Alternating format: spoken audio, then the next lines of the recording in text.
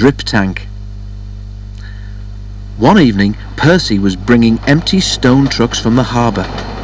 He was tired of his quarrel with Thomas and wanted to be friends again.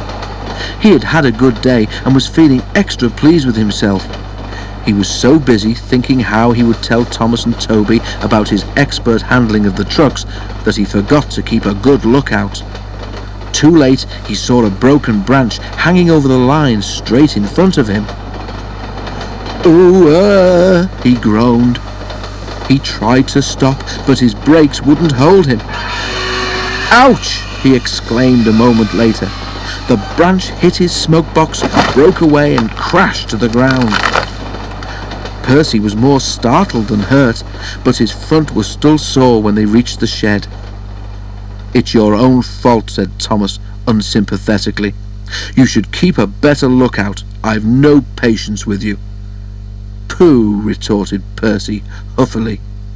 He forgot his good resolution and talked to Toby for the rest of the evening. Percy didn't speak to Thomas the next day either. "I say, Toby," he said in the shed that evening, "what's a drip, do you know?" Toby pondered. "It's when rain comes through a hole in your cab and fireman hasn't got time to mend it," he decided at last. "That's silly," objected Percy. "I heard a boy on the platform call his friend one this afternoon. I'm sure he couldn't have come through a hole in my cab," he added earnestly. Thomas was tired of being ignored. "That's different," he interrupted loftily. "The boy just thought his friend was being a coward, or silly, or a spoilsport." Percy thought about this.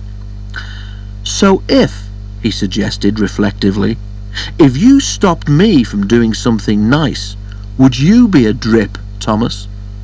"You're the drip," answered Thomas crossly.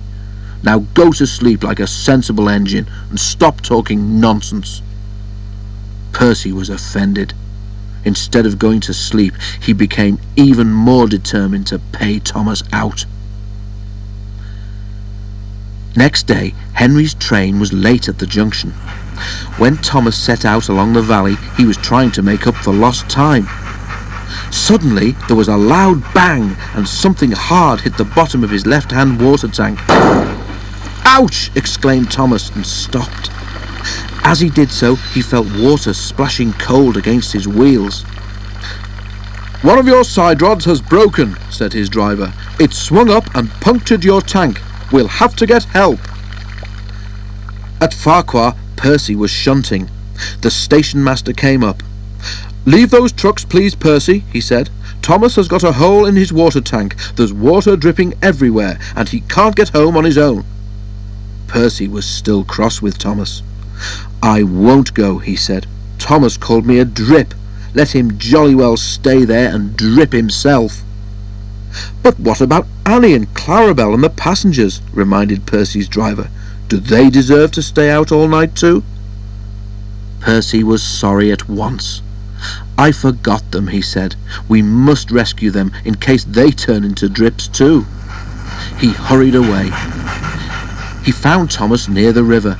Everyone was glad to see him, and the passengers thanked him for coming.